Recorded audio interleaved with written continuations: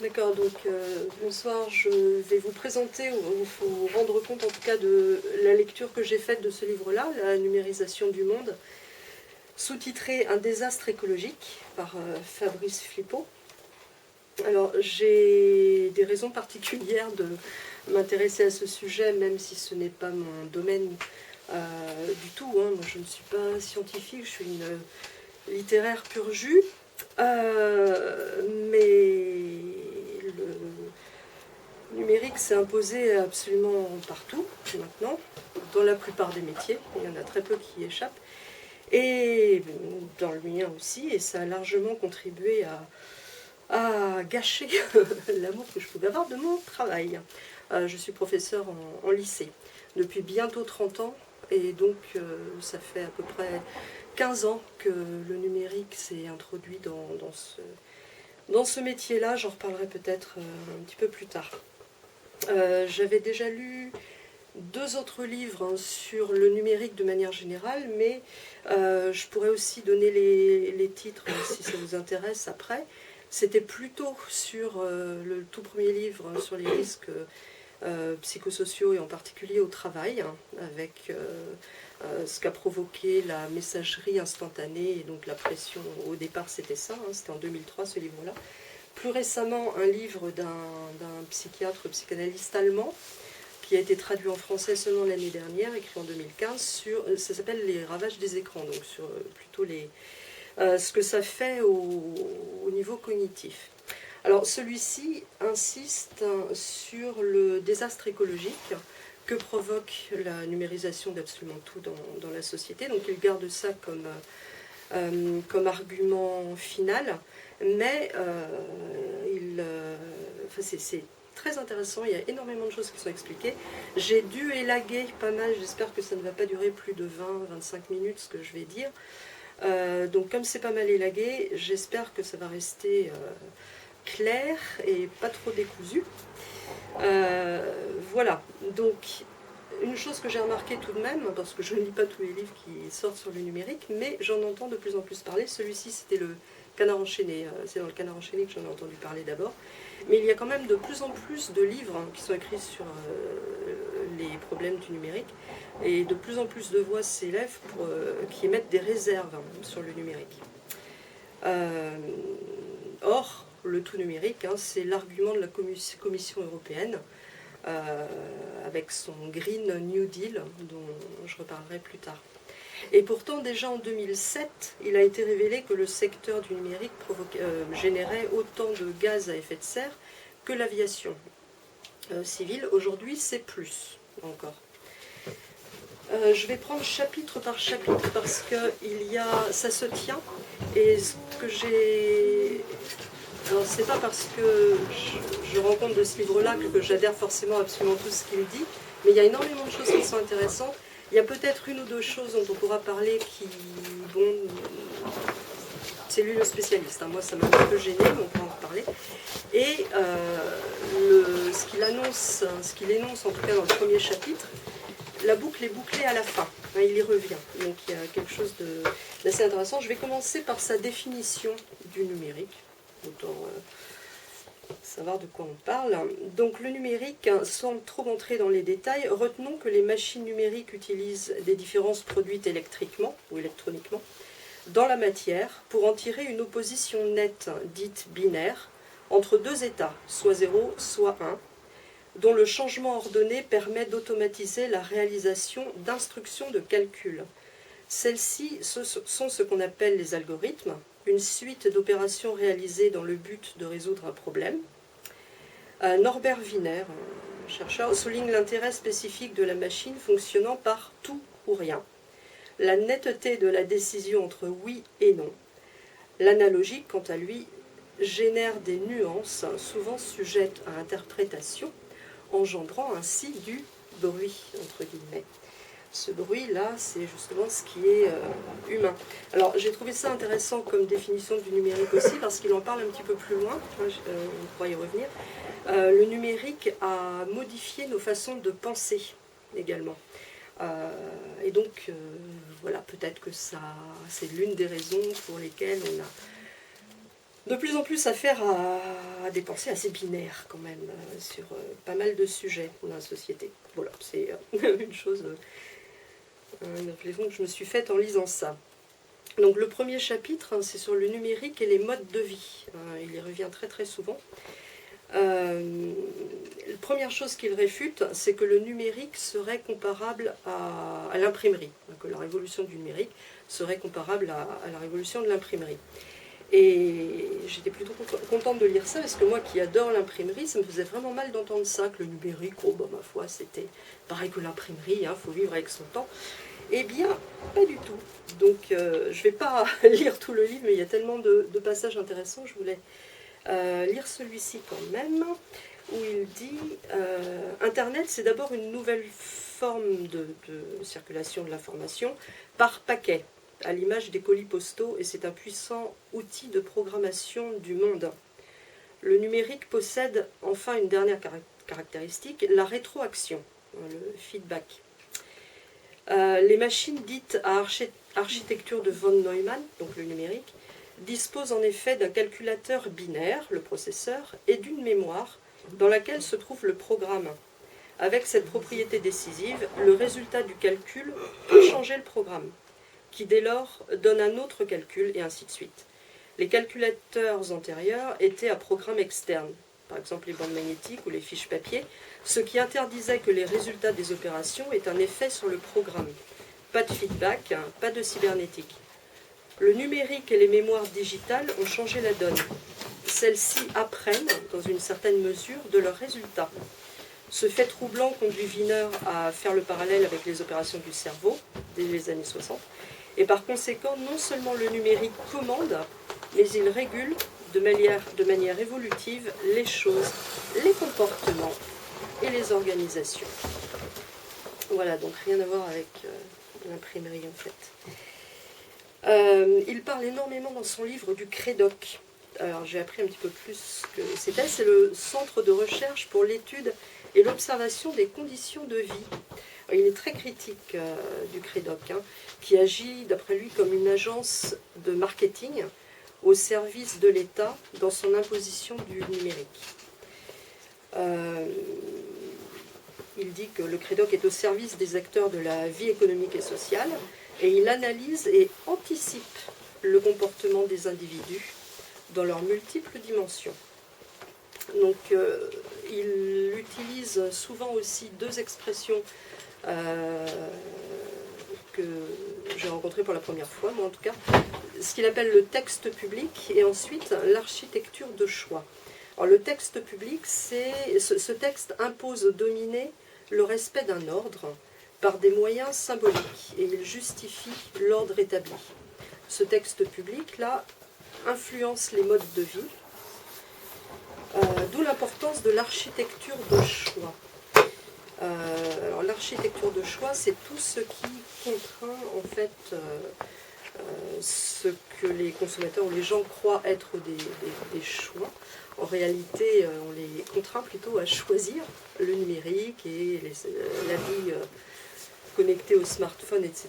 Et donc l'auteur, je parle de ça parce que l'auteur propose à la fin d'utiliser ces mêmes armes, le texte public et l'architecture de choix, qui sont en fait des formes de propagande cachée, en quelque sorte, pour promouvoir la sobriété numérique qu'il appelle.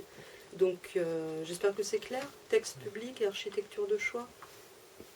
C'est ce qui... On pourra y revenir si... donc voilà pour l'introduction. Dans le deuxième chapitre, donc, il embraye sur le smartphone comme mode de vie. Alors il faut savoir que le smartphone est maintenant le premier outil de connexion à Internet. Et le premier outil qui sert de téléphone également, parce que pour les plus démunis, ça évite d'avoir un téléphone fixe. Donc maintenant, en tout cas, ça coûte moins cher que d'avoir un fixe ou un fixe en plus. Alors d'après lui, la solution n'est ni dans le tout électrique qui éviterait d'utiliser les énergies fossiles, ni se contenter de petits gestes, par exemple nettoyer sa boîte mail, ou ne pas regarder de vidéos qui utilisent trop d'énergie, mais la solution viendrait des modes de vie qui doivent changer. C'est le sujet d'étude du CREDOC, mais qui n'est pas neutre. Dès 1999, le CREDOC s'inquiétait du retard des Français sur les autres pays industriels en ce qui concerne l'équipement numérique. Pour le CREDOC, plus de technologie, c'est forcément mieux. Et d'ailleurs, ça, c'est plébiscité aussi par les classes, les catégories socio-professionnelles supérieures. Et ceci nous amène à ce que vous avez sûrement beaucoup entendu, comme moi, c'est la fameuse fracture numérique. Donc ça, je garde les citations que j'ai prises pour la fin, parce qu'il y a quelque chose d'essentiel dedans. C'est pas innocent non plus de nous parler de fracture numérique. Voilà, j'y reviendrai. Pourtant, donc 2019, tout récemment, pour la première fois, le CREDOC change d'avis sur le numérique. Parce qu'en 2008, 53% des Français pensaient que c'était une chance pour l'environnement, c'est ce qu'on leur disait, alors qu'aujourd'hui, ils ne sont plus que 38%. On a trouvé que c'est une chance pour l'environnement. Aujourd'hui aussi, 45% disent qu'ils se sentent peu informés sur la dimension environnementale du numérique, et 69% aujourd'hui seraient prêts à changer leurs pratiques, si ça pouvait justement ne pas trop impacter l'environnement, mais ne voit absolument pas comment, étant donné que maintenant le numérique s'est imposé. Donc la conclusion du chapitre, c'est que en 2001, le CREDOC comptait sur les jeunes, donc ce qu'on a appelé les digital natives, pour évangéliser la société. C'est le terme qu'il utilise, parce que c'est vrai que c'est devenu une véritable religion, le numérique. Or, on se rend compte que les plus jeunes sont plus inexpérimentés que les retraités. La génération 2000 est d'ailleurs celle qui a le plus haut taux de jugement négatif sur le numérique. Ils sont 19% à juger négativement le numérique, contre 11% des plus de 60 ans. Alors les opinions sont corrélées au niveau de qualification. 85% des cadres et des indépendants sont pour le numérique à fond, 53% des ouvriers et seulement 24% quand on arrive aux personnes au foyer. 28% aujourd'hui ne sont pas prêts à accepter de nouveaux changements. Et les 2/3 des gens interrogés sont contre les objets connectés. Et aujourd'hui, il semblerait que la critique du numérique n'est plus considérée, au moins peut-être, comme un préjugé. Ce qu'on nous disait aussi jusqu'à il n'y a pas longtemps. Là, on en arrive donc à la digitalisation, le chapitre 3, du système productif. C'est là qu'on s'approche du problème environnemental. Alors, il y a 4 secteurs qui sont à l'œuvre dans le numérique: les télécoms, l'audiovisuel, la télématique et aussi les logiciels et la logistique. Et il dit que l'industrie des logiciels et la logistique sont les 2 manières de programmer le monde. Il y a une augmentation constante des besoins en débit. 90% des données transitent par la 4G aujourd'hui et elle est sur le point de saturer. Et donc, ça rend la 5G inévitable. Les télécoms envisagent une augmentation des usages professionnels, par exemple la voiture autonome, l'intelligence artificielle et l'Internet des objets. Or, l'informatique mène à la digitalisation donc, de l'économie, mais ça implique que tous les secteurs soient numérisés. Et évidemment, ça entraîne un besoin encore plus grand en énergie. Il parle un passage intéressant sur l'influence sur les interactions et la façon de penser, justement, du numérique. Avoir Facebook ou Wikipédia sous la main permet de générer de nouvelles interactions ou penser, façon de penser, dans la mesure où ces outils modifient nos architectures de pensée et de choix. Ça, on pourra en parler si on parle tout à l'heure de l'éducation. On n'a plus du tout, et c'est crucial, dans l'éducation, on n'a plus du tout la même façon, les étudiants n'ont plus, les élèves, plus du tout la même façon de penser, de chercher, parce que c'est Wikipédia, Facebook, enfin des choses sous la main, qui qui ne sont pas forcément toujours très neutres. Voilà. Donc la première catégorie d'usage, c'est les enjeux cognitifs dans l'Internet. Et la deuxième catégorie, c'est le commerce en ligne. Et le leader, évidemment, c'est Amazon. Après, vous avez toutes les grosses enseignes, hein, y compris des grands magasins tels que Leclerc, Carrefour, alors qu'en 2004, Chris Anderson de la revue Wired, peut-être que certains connaissent, mais c'était une revue sur le numérique, disait que Internet permettrait au marché de niche de mieux vivre. 20 ans plus tard, quasiment, on se rend compte que ce ne sont pas du tout les marchés de niche qui s'en sortent le mieux grâce à Internet. Hein. Donc on arrive à l'idée que le numérique n'élimine pas les contraintes physiques, ça c'était un autre argument aussi. Et je voulais donc lire une petite citation. Les machines, automatiques ou non, consomment de l'énergie pour déplacer de la matière. Leur part est prépondérante dans l'organisation productive. Donc le chercheur Václav Smil estime que l'économie dépense aujourd'hui 100 fois plus d'énergie minérale que de force humaine. L'expansion des forces productives s'est traduite également par l'étirement planétaire des chaînes de production, engendrant la métropolisation, la France périphérique et les délocalisations, lesquelles ne sont que l'envers de la spécialisation de notre pays dans les domaines de la conception et du commerce, plus que dans celui de la fabrication. J'ai trouvé intéressant de pointer aussi que ça avait un effet sur la répartition géographique des différentes classes sociales. Hein. Dans les métropoles, on sait que ce sont surtout les classes sociales très favorisées qui peuvent y vivre, hein, qui y travaillent, chaque métropole se spécialisant dans la conception dans un certain domaine, et les moins favorisés se voient obligés, rejetés en périphérie, et on connaît tous le phénomène des délocalisations, bien sûr. On ne produit plus grand-chose ici, on commercialise surtout. Les économistes postulent que la consommation est totalement libre. Or, les études ont montré que les consommateurs ne sont pas informés des implications collectives de leurs choix numériques, notamment en matière d'environnement. Lorsqu'ils sont informés, l'option de ne pas acheter est très vite mise en avant, à une époque où le smartphone n'était pas imposé, entre guillemets. Voilà pour donc la digitalisation du système productif. Et le chapitre suivant indique que la trajectoire actuelle est incompatible avec les équilibres vitaux de la biosphère. C'est ce qu'il développe ici. Il explique que, j'ai trouvé ça intéressant, depuis les premiers ordinateurs qui dépensaient énormément d'énergie, il y a eu une baisse de la consommation électrique parce qu'ils devenaient plus efficaces, puis à nouveau une hausse parce qu'en fait les équipements se sont multipliés. Ça fait comme ça la dépense d'énergie, la consommation d'énergie. Et nous nous approchons aujourd'hui de la limite physique théorique pointée par Rolf Landauer en 1961. Oui, parce que le numérique, ce n'est pas que du virtuel, hein, ça utilise totalement le monde physique fini, et on arrive à la limite physique bientôt.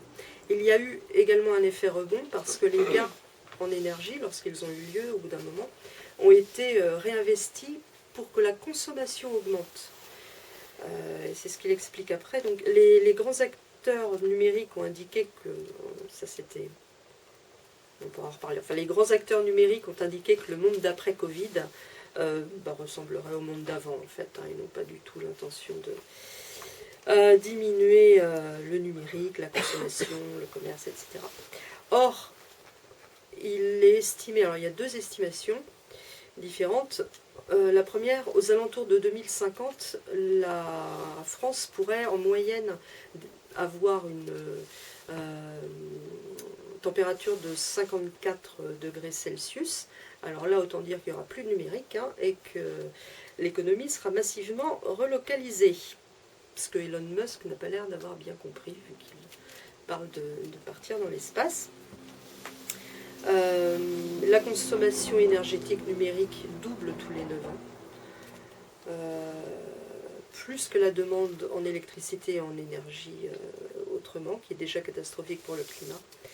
Donc ce sont les usages domestiques qui augmentent aujourd'hui, et demain, l'industrie, les jeux vidéo et les univers immersifs.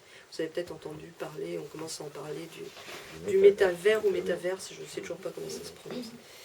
Et Amazon et Google actuellement s'efforcent de voir comment attirer 7 milliards de personnes vers le jeu. Il y avait un petit passage sur la matérialité du déferlement numérique. Je trouvais ça intéressant d'en parler, parce que moi c'est des choses que je ne savais pas du tout, c'est effarant. Au sujet de l'extraction, des prélèvements des métaux. C'est 80 milliards de tonnes, ou 89 milliards de tonnes, ou 89 GT, en 2017, qui sont prélevés. Et pour 2060, il est prévu que ce soit 167 gigatonnes qui soient prélevées, voire déjà 183 en 2050, d'après les programmes de l'ONU. Alors que les quantités commercialisées représentent 15% des quantités extraites. Le reste, ce sont des déchets d'extraction. 85% sont des déchets d'extraction. Et le moteur de cette évolution, c'est la convergence des niveaux de vie, pas la démographie. Et cette convergence du niveau de vie, eh bien, elle est imposée parce que ce qui est important, c'est la dynamique et le modèle de réussite que les plus riches offrent ou imposent au monde. C'est ça que beaucoup de gens veulent, ce à quoi beaucoup de gens veulent ressembler, veulent atteindre comme niveau de vie. Or, la dégradation du climat entre directement en conflit avec la croissance de la demande alimentaire, et les famines et les instabilités et l'instabilité des prix changeront les priorités dans tous les pays. Voilà, donc on peut, si jamais nous on n'arrive pas à arrêter le numérique, de toute manière il y a quelque chose qui va faire que ça ne va pas pouvoir perdurer à un moment donné. Alors, le numérique représente 4% du flux global extrait, mais les 96 autres pourcents représentent donc les autres commandes qui sont accélérées par le numérique. Donc c'est vraiment un système de mécanismes qui s'enchaînent. Plus il y a de numérique, plus le reste croît aussi comme commande, et donc commerce et échange. Alors il y a un problème de répartition sur Terre des métaux utiles au numérique. La Chine possède la plupart des terres rares, indispensables pour le numérique. Et il y a un problème de recyclage parce que les petits métaux sont très durs à recycler. Sans parler de l'utilisation des solvants, de l'arsenic et du plastique qui peuvent avoir l'utilisation qui peut avoir des conséquences sur des milliers d'années. Alors le dernier chapitre, à la manière de Lénine, s'appelle « Que faire ?» Et c'est sur l'état des rapports de force. Il indique que 3 directives européennes cherchent à limiter l'implication écologique du numérique, mais en promouvant le marché unique vert, donc le Green New Deal. Les entreprises, les ONG et l'État sont d'accord pour gagner en efficacité énergétique et pour recycler, mais pas du tout pour aller vers la sobriété numérique ni le réemploi de ce qui est déjà fabriqué. Quant à Google et Microsoft, ils sont d'accord pour arriver à un bilan carbone neutre, mais avec des stratégies contestables et contestées, telles que la reforestation, ou alors incertaines et très chères, telles que la capture directe de carbone dans l'air. Alors j'ai trouvé drôle, il mentionne que HP, Hewlett Packard, dit carrément que le numérique va mettre fin à la faim dans le monde. Alors, dommage, il n'explique pas comment, si quelqu'un est au courant ici, ça m'intéresserait, parce que c'est... Voilà, je trouvais ça assez drôle. Alors, les premières pistes de réponse.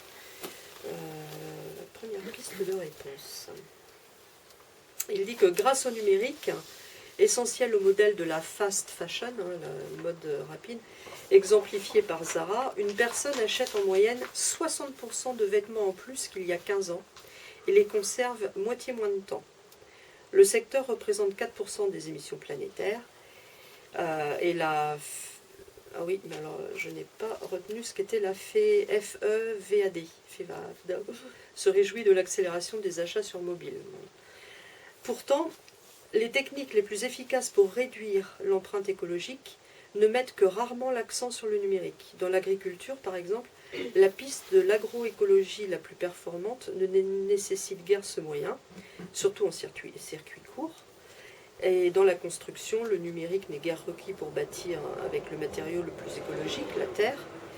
Et les gadgets domotiques sont sans résultat convaincant. Ils complexifient la déconstruction, provoquent une énergie grise plus élevée, etc. Les automobiles low-tech sont plus faciles à recycler et moins compliquées à concevoir que les Tesla.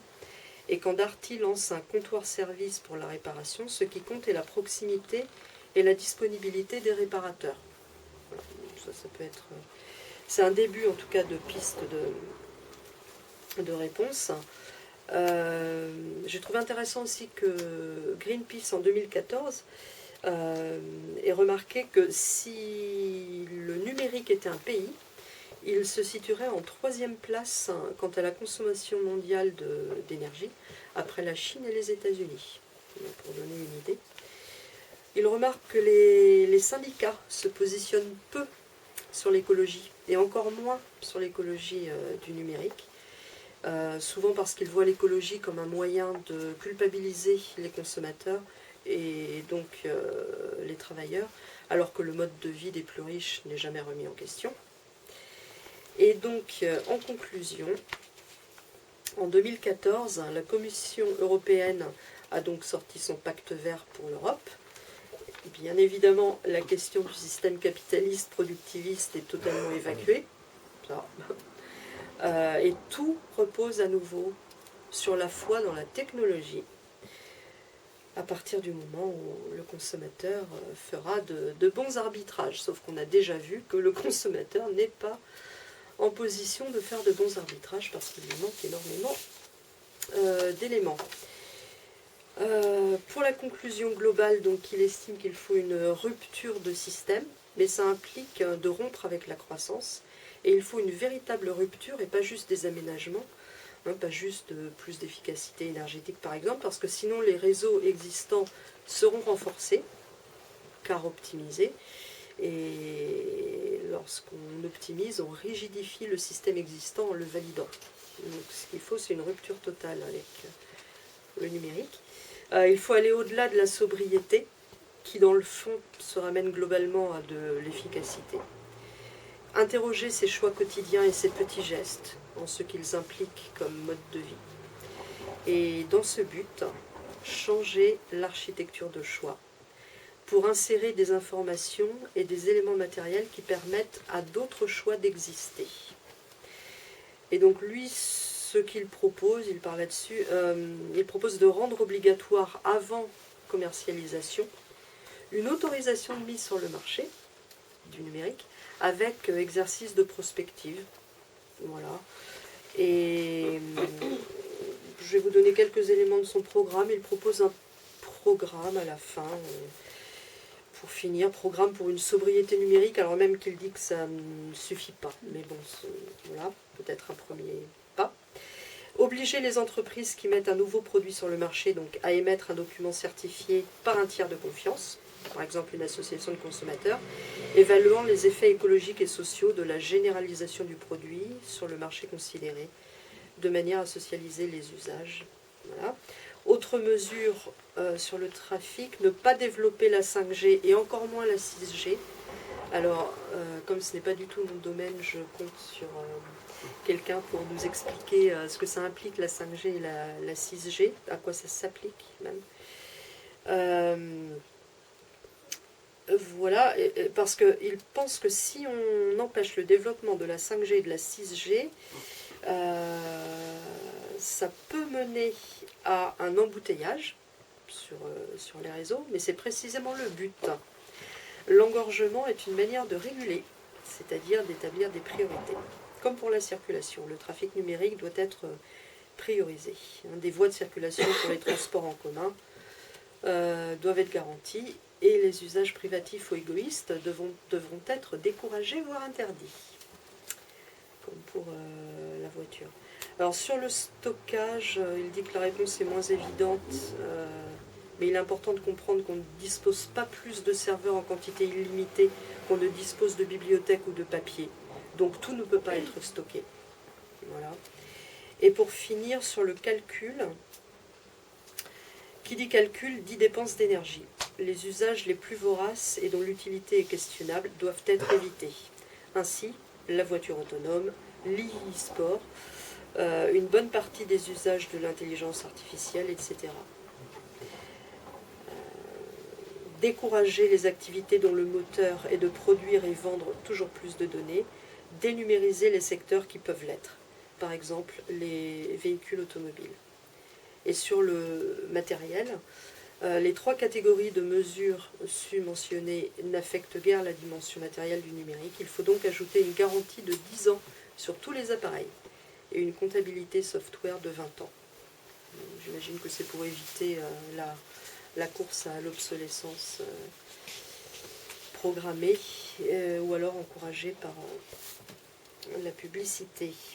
Alors je voulais revenir, donc voilà pour le livre, je voulais juste, pour arrêter de parler après, revenir sur